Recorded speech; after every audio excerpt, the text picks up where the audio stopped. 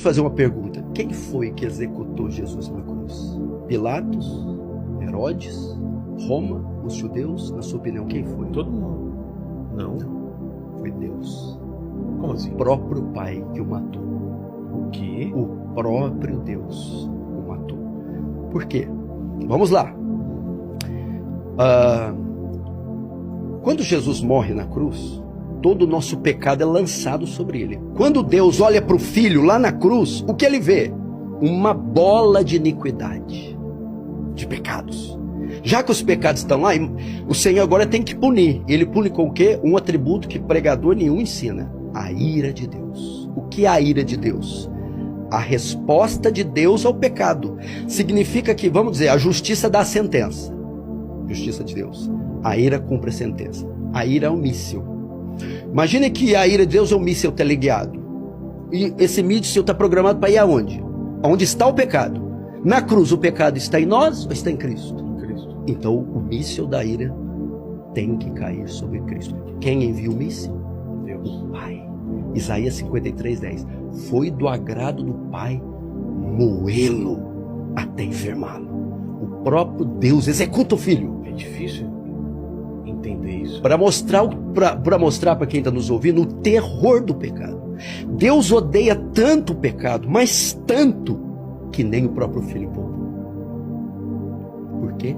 Por causa da sua santidade. Outro atributo. Abacuque 1,13 diz, Deus diz, o profeta diz, tu é tão puro de olhos que não pode contemplar o mal. Quantos pecados bastaram para Adão e Eva cometer para ser banido do paraíso pro resto da vida? 10? 5? 1. Porque o pecado, ele é contrário à natureza de Deus. O Senhor não pode ser conivente com o pecado. Agora você vai entender aquele salmo que você fala tanto, aquele trecho. Elohim, Elohim, lama sabachthani. Ele brada na cruz. Deus meu, por que me desamparaste? Por que me abandonaste? Resposta: porque na cruz você se fez pecado, meu filho. Então, ele despeja a ira e mata o seu próprio filho. E com ele, todos os nossos pecados. Os pecados são pagos naquele momento. Aquilo, Vilela, não é um show de terror. Aquilo é uma demonstração de amor. O filho pegando todo o nosso pecado e botando nas costas. Eu suporto, traga-os, eu os compro, eu pago por eles. Mas o preço vai ser muito alto. Você vai ter que suportar a ira. Então ela veio. Imagina, para você ter uma ideia o que é a ira. Imagine um meteoro. 1 milhão de vezes maior que a Terra.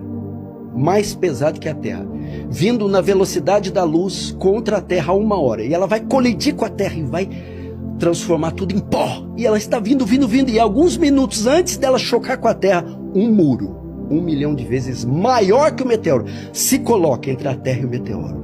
Então o muro, o meteoro colide com o muro,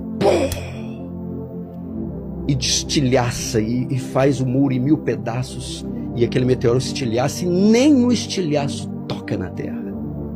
Mas e o muro? O muro não aguenta, ele se desintegra. A ira de Deus era esse meteoro que estava vindo sobre o homem, para esmagá-lo e puni-lo pelos seus pecados, e vindo 1 bilhão de vezes maior. E quando ia colidir conosco, o Senhor Jesus se coloca entre nós, e o meteoro abre um braço para a esquerda e a direita, e diz: está consumado, em tuas mãos entrego o meu espírito. Então a ira de Deus caiu sobre ele. A Bíblia chama de cálice da ira.